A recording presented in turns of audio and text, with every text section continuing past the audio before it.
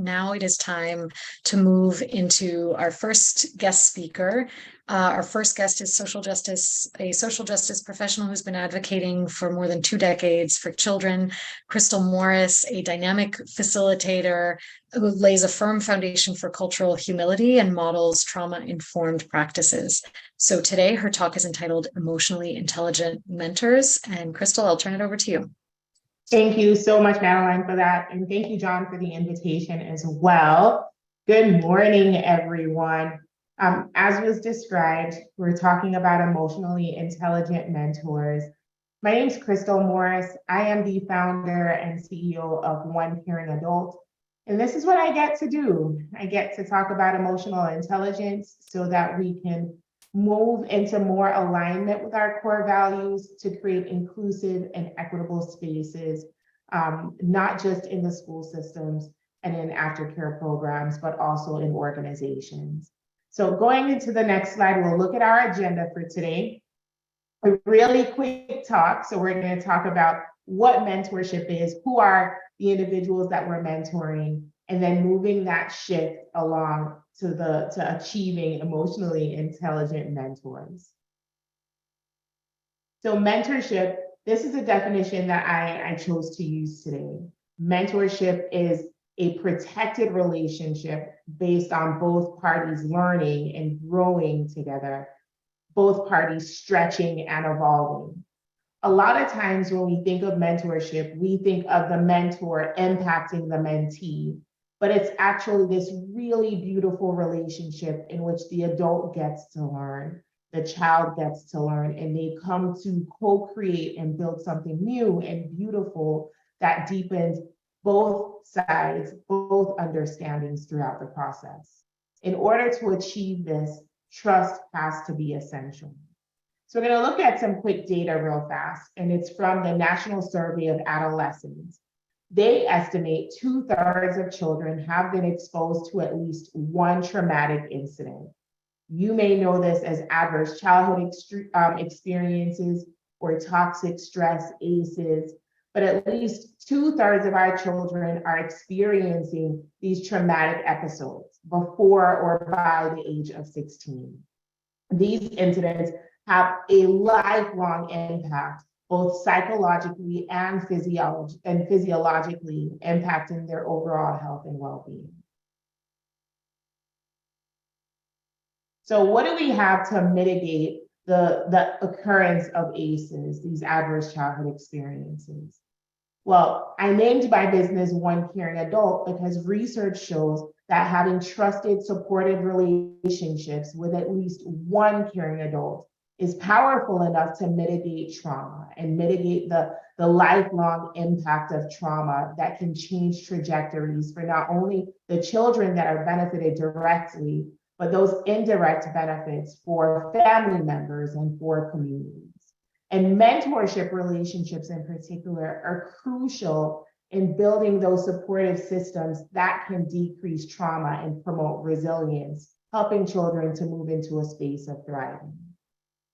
But while mentorship is important, it's also important to realize that we need more than just physical bodies. We need more than just the presence of that adult. We need it to be quality engagement from those caring adults, and that comes with training and support. Relevant training can equip mentors with all of the skills and the abilities that they will need to build those supportive relationships, those protective relationships that can bring about healing and resilience for children and their families. So I wanted to look at this one slide that talks about emotional intelligence and mentorship and break it down in terms of core values, our belief systems, and our actions. And while our core values does impact the actions that we take, they are more directly impacted by our belief systems. What do we believe is real and true about the circumstances of our families and our children that we mentor? So for example, if a core value for you as a mentor, as a provider, as a service provider, a helper is compassion, but you believe that children who display maladaptive behaviors, children who display behaviors that they need to constantly be redirected. They show apathy towards school. They're not listening in class, they're not doing work, they're hitting their peers. If we believe that parents that are not actively engaged in their children's life are a problem, then that may cause us to show less compassion, if any at all. That's the action. It's going to be the lack of compassion that we display. But if we are grounded in the belief system that adverse childhood experiences impact the lives of adults, impacts the lives of their children, and instead of seeing behaviors as bad behaviors, we start to see them more as trauma reactions, then it is more likely that we will show compassion. So training our mentors are important because we shape the reality of our families, we shape the reality of our children, and that allows them to truly tap into their core values in a more meaningful and relevant way to support the needs of our children and families. So we'll look at the emotional intelligence wheel, and I wanted to give a quick explanation of emotional intelligence. Emotional intelligence is a set of emotional and social skills that collectively establish how we understand ourselves. So that is, what do we think is true? What do we know? And also being able to be aware of the things that we just don't know. It's also how we express ourselves, self-expression, how we build and maintain healthy relationships, how we make our decisions, and then how we manage and tolerate stress. So I want to go into it with a little bit more detail. So when we look at self-perception and thinking in terms of this mentor-mentee relationship, when we think of self-perception, what do we know about the youth that we are mentoring? What do we know about their families and the lived experiences that they come to mentoring? Why did they need mentoring? What has happened or is happening in this child's life, in this family's life, that causes them to need the support of a mentor? More importantly, what don't we know about this child? What don't we know about their families? What don't we know about their lived experience? And how are we as mentors challenging ourselves to make sure that we do grow in our awareness of these situations and circumstances so that we can more successfully and more appropriately serve this family, this child, and their needs? When it comes to self-expression, are we aware of our emotions so that we can tame those emotions when we have interactions with our mentors or with our mentees and with their families? Are we able to really do it in an assertive way, not condescending and not traumatizing or re-traumatizing to the individuals that we're serving? Are we able to separate our emotions from the thing that we are trying to communicate, both verbally and the nonverbal communication as well? Are we conscious of the smiles that we give or the grimaces that we give, the shrugs that we give? Because nonverbal communication screams, especially to people who are experiencing and trying to survive trauma. Interpersonal relationships are impacted by what we know and how we show it. So when we have an emotionally intelligent mentor serving the needs of a child that is in desperate need for that support, we get to build the trust and this protected relationship, as I described earlier, because now this relationship is informed by empathy as well as social responsibility.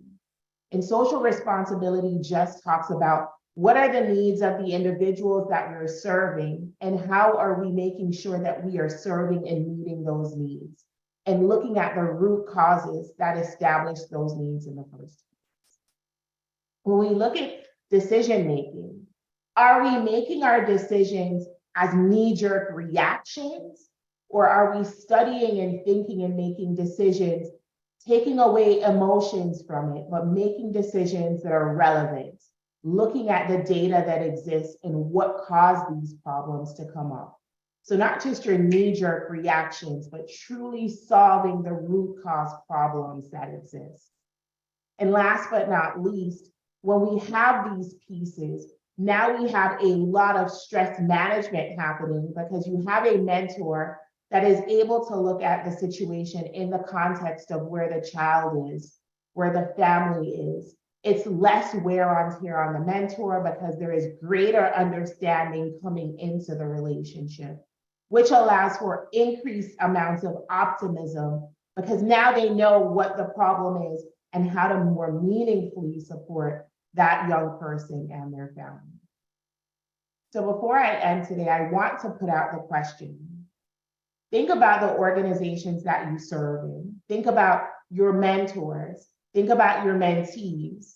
Think about your families and think about your communities.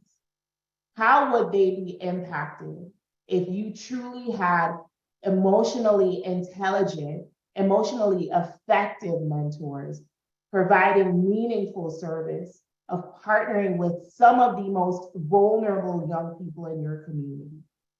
What would be different if they were aware of, this is my thought and my feeling, let me not project it out, or maybe this is what they're thinking and this is what they're feeling. We're increasing your mentor's ability to name things so that they can tame things and they get to model that beautiful skill set for the youth they mentor. Research shows that the biggest and best indicator for success is having emotional intelligence and cultivating emotional intelligence in youth, as well as our adult workforce.